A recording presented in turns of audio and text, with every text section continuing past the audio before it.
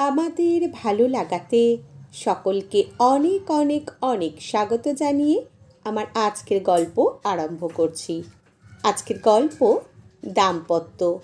গল্পটি তাহলে শুরু করি। নাতনিকে স্কুল বাসে তুলে দিয়ে এসে খবরের কাগজটা নিয়ে একটু বসেছিলেন উদ্দালক বসু। বাইরের ঘরে মেয়ে জামাইয়ের কথা কাটাকাটি শুনতে পাচ্ছেন। এই সময়টা চোখ কান বন্ধ করে রাখেন। মেয়ের কাছে থাকলেও ওদের স্বামী স্ত্রীর পার্সোনাল ব্যাপারে কোনো দিন কথা বলেন না। আজ আর পারলেন না। ভেজানো দরজা খুলে বাইরে বেরিয়ে এলেন। বাবাকে দেখেই দমে গেল উপমা, উদ্দালক বসুর একমাত্র মেয়ে। ধূপধাপ শব্দ করে রাগ দেখিয়ে বাড়ি থেকে বেরিয়ে গেল। আজও তোমরা সকাল সকাল ঝগড়া করলে কেন? আজকে কিছু আছে? Valentine's day. শ্বশুরমশাইয়ের মুখে ভ্যালেন্টাইন্স ডের কথা শুনে লজ্জা পেল বাসব। এই মানুষটাকে এখনও ঠিকঠাক বুঝে উঠতে পারে না। কখনো টিপিক্যাল শ্বশুরের মতো ব্যবহার, আবার কখনো সময় বিশেষে বাবা, প্রিয় বন্ধু হয়ে ওঠেন। মিহিদানাকে যখন ওরা প্লে স্কুলে ভর্তি করেছিল তখন উপমা মাকে বারবার অনুরোধ করেছিল ওদের কাছে এসে থাকতে, কিন্তু পর্ণা রাজি হয়নি।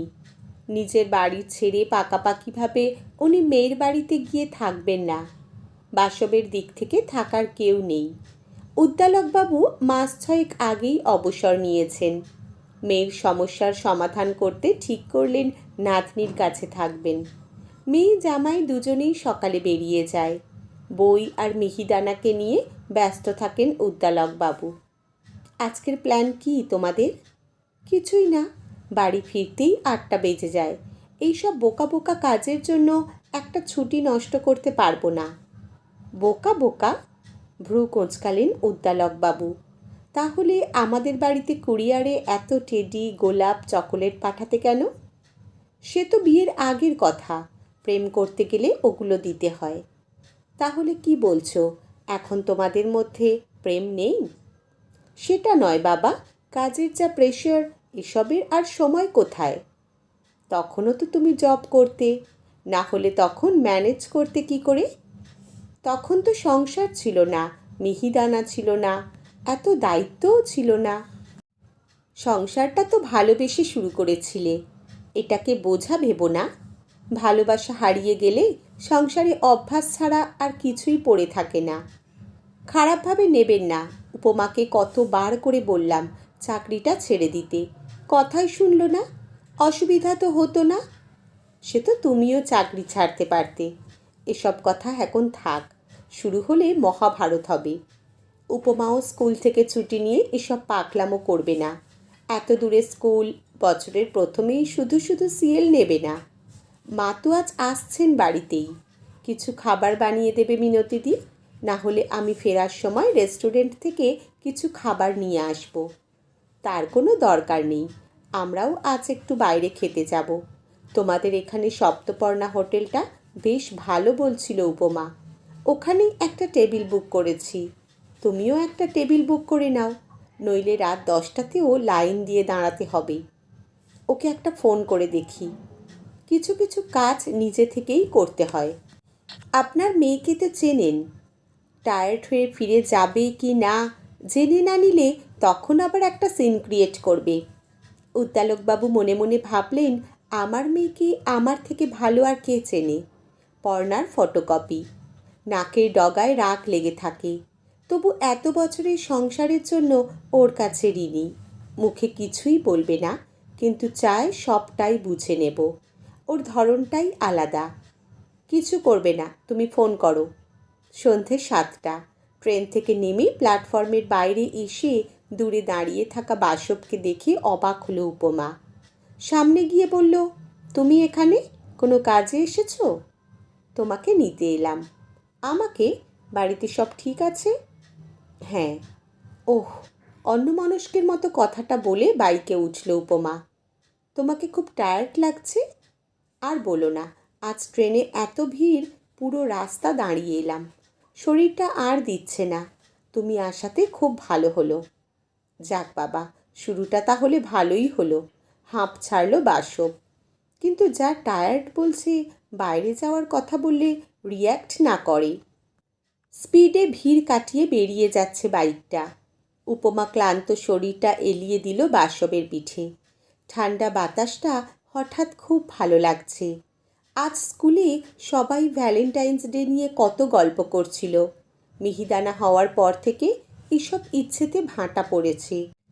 এখন আবার এত দূরে স্কুল থেকে বাড়ি ফিরে আর বেরোবার শক্তি থাকে না। কিন্তু আজ বাসব কেন নিতে এলো? তাহলে কি ওর মনে আছে ভ্যালেন্টাইন্স ডের কথা? তাই ওকে নিতে এসেছে। মনে পড়ে গেল ওদের পুরানো দিনগুলো। ভালো লাগার একটা রেশ দেহে মনে ছড়িয়ে গেল। ভ্যালেন্টাইন্স ডে উপলক্ষে হোটেল সপ্তপর্ণা আজ আলো আর ফুলের মালায় সেজেছে। ৮ নম্বর টেবিলে মুখোমুখি বসেছে বাসব ও উপমা। বাসব ভাবতেই পারেনি উপমা কোনো চিৎকার চেঁচামেচি না করে এক কথায় রেডি হয়ে যাবে। নীল রঙের জামদানিটায় খুব ভালো লাগছে ওকে। অফিস থেকে ফেরার পথে কাবেরী টেক্সটাইল থেকে নিয়ে এসেছিল। এমনিতেই কাপড় চোপড়ের বাজার সব উপমাই করে। এসবে বাসবের তেমন কোনো অভিজ্ঞতা নেই। তবু আজ শাড়িটা পেয়ে উপমার ক্লান্ত চোখ মুখে খুশি উপচে পড়েছিল। গোলাপটা ওর হাতে দিয়ে বলল, happy Valentine's day. Soft music বেজে উঠল ব্যাকগ্রাউন্ডে।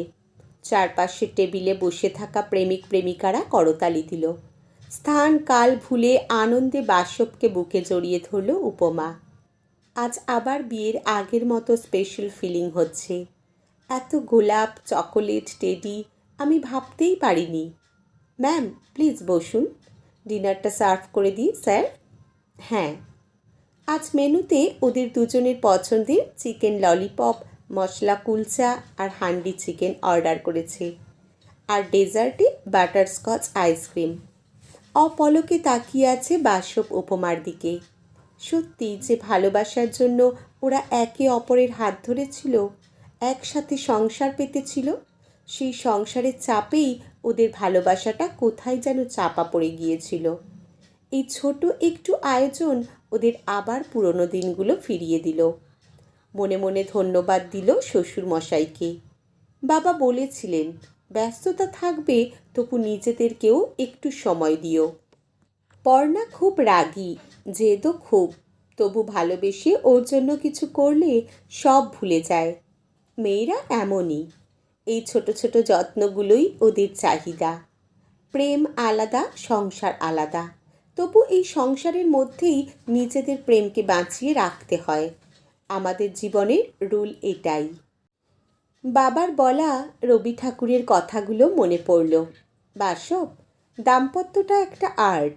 প্রতিদিন ওকে নূতন করে সৃষ্টি করা চাই। ভালোবাসি ভালোবাসি মৃদু স্বরে বেজে চলেছে। চারপাশে রোম্যান্টিক পরিবেশে সপ্তপর্ণা হোটেলের 2 ফ্লোরের 2টি টেবিলে 2 জোড়া দম্পতি নতুন করে পুরনো প্রেমে প্রাণ সঞ্চার করছেন। সত্যি দাম্পত্য একটা আর্ট। তাই 61 বছরের ভালোবাসার আর্টিস্ট উদ্দালক বোস তার 55 বছরের সহধর্মিণীকে হ্যাপি ভ্যালেন্টাইন্স ডে বলে গোলাপ উপহার দিচ্ছেন। আর তাঁদের তৃতীয় প্রজন্ম হাসি মুখে ঠাম ও দাদুনের ছবি তুলছে। আজকের গল্প এখানেই সমাপ্ত। কলমে স্বাতী, পাঠে জয়তী। ধন্যবাদ।